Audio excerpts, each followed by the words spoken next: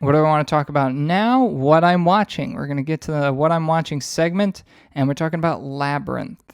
So let me get my notes out. What I'm watching, Labyrinth. So never been a big Labyrinth fan. Okay, I love Jennifer Connelly. Okay, so I wouldn't say she's a childhood crush, but I was always like, she's a beautiful lady. And then I found out, oh, she's a lot older than me, and this movie is old, so she is not that age anymore. Fun fact, I used to live in Nyack, and the beginning portion of the movie has some Nyack clips, and she runs across the street. When she runs across the street, that's right where my elementary school is. So I was in a movie, sort of. My school was in a movie, sort of. It was also not in the shot, but I know that it was in the background.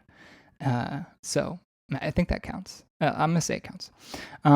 Jasmine wanted to watch this movie, so I guess when my girlfriend says, hey, it's time to watch Labyrinth, we watch Labyrinth. I put it on, and here are my thoughts, okay? Actually, no, we're not going to get into the thoughts. We're just going to go straight into the questions, right? So for those who don't know, I like to push out these 4 questions that really help me hone in on what I thought about the movie. So let's just get right into the first one. Was the storyline rushed or bloated?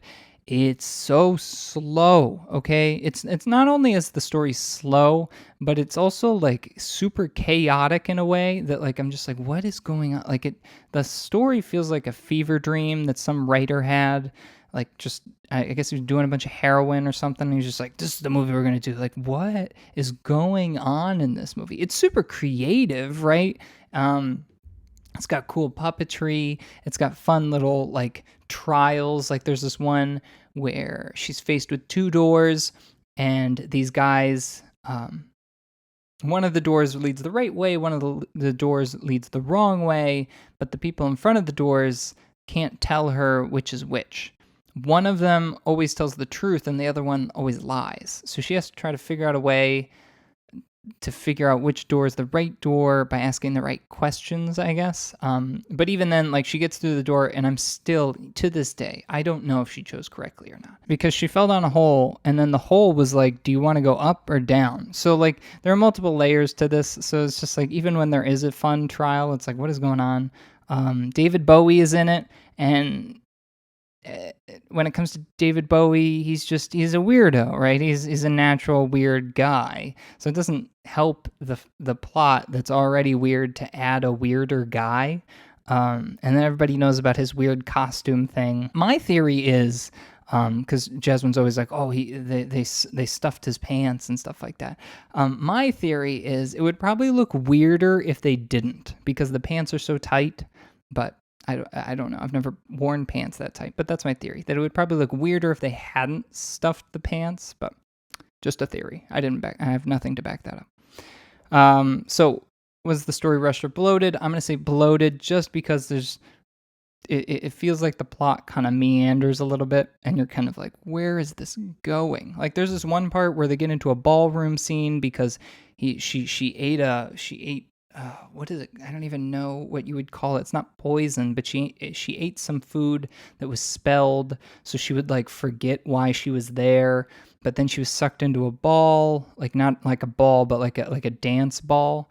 And she started dancing with David Bowie, and they were all masked. And she's like a teenager, and he's a grown man. You're like, what is going on? And then I guess he has feelings for her, and you're like, that's kind of creepy. And then at the same time, he's also like the Goblin King, but the goblins are all Muppets, and he's not. He's just a person with tight pants. And you're like, how are you a goblin? Or maybe you're just a guy who got stuck there and became the Goblin King. I don't really know.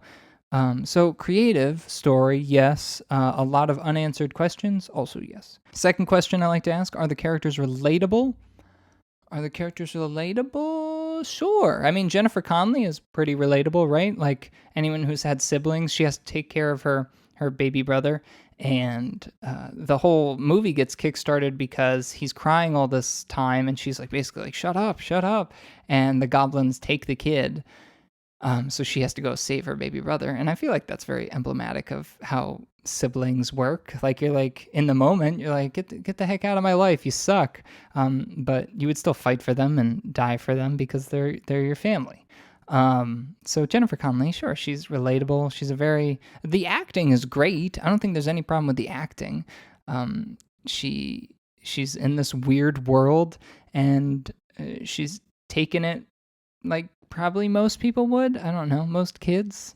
It's just such a weird situation that you're like, I don't know how relatable. Like, how would I react to the situation? I'd probably be a little more scared. Maybe the drive of saving my baby brother would push me through. Who's to say? My third question is, does the movie draw attention to the fact that it's fake? There's one scene in particular. I feel like most of this movie is kind of aged pretty well in regards to like even old movies with like CG and puppetry elements. There's a point where those movies have a nostalgic element that kind of make it look good. There's one scene though that just probably didn't look good when it happened and definitely doesn't now. I don't know the title of it, but if you've seen Labyrinth, there's this part where there's this really bad song and there's these fire demon guys and they're taking off their heads and their body parts and they're throwing them around.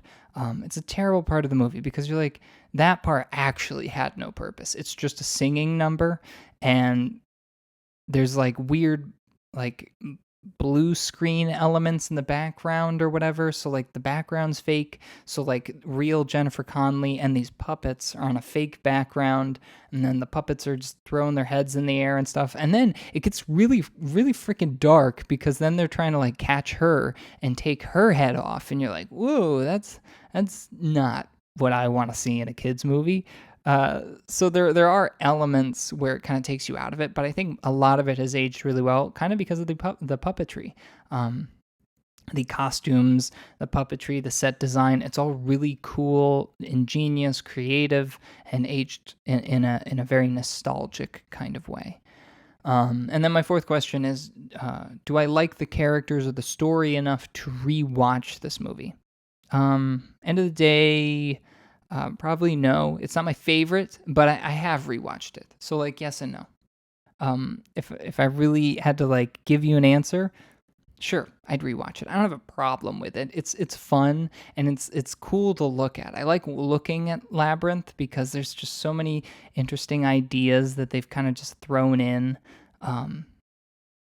That's kind of similar to The Princess Bride in the way that like the fantasy of that is, it's not hokey, right? It walks this thin line of hokiness and like high fantasy, I guess. Like we're like Princess Bride, where they walk into the the woods with the giant rats, and then they fall into the sand quicksand thing, and then he gets taken to the pit of despair and all that stuff. So like you have similar elements to that to Labyrinth, where Labyrinth you have this what do they call it? Like the water of never-ending stench, or the lake of something like that. Like there's this water that just always smells bad. You can't touch it or else you'll always smell bad. And you're like, oh, and then there's this one part where there's just a never-ending trash field that can also, in a way, through magic, like teleport you into places or whatever.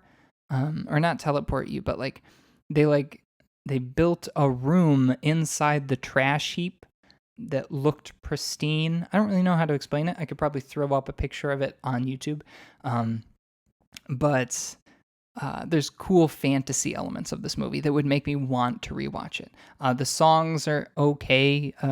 I'm not over here like singing them all the time. I'm not a huge fan of them. Jennifer Connelly, I'll watch any day. David Bowie, I don't mind. I really like him in The Prestige. One of my favorite movies ever. So yeah, I would rewatch it. How about that? I'll rewatch it. It's not a terrible movie. Of course, I recommend it. Most people have probably seen it by now. It's Labyrinth. Who hasn't seen Labyrinth? It's pretty iconic, even if it's not like the most amazing movie ever.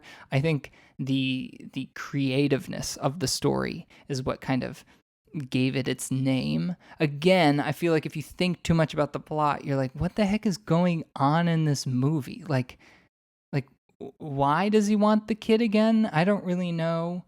Why is David Bowie in love with Jennifer Connelly? I don't know. Why does she have this book that can summon goblins? And does anybody else have this book? And is the same problem happening to them? how does the world even kind of work? Like, it just seems like everything in that world was made around Jennifer Connelly. I don't know. Maybe I'm overthinking it, and maybe I just missed something super important, and everybody's gonna be like, "Oh, this is what you're missing. You're crazy. You're dumb. You're missing the point of the movie." Sorry about that. Um, so, do I recommend this movie? Sure, watch it. It's semi family friendly, I guess, if you don't mind the David Bowie pants.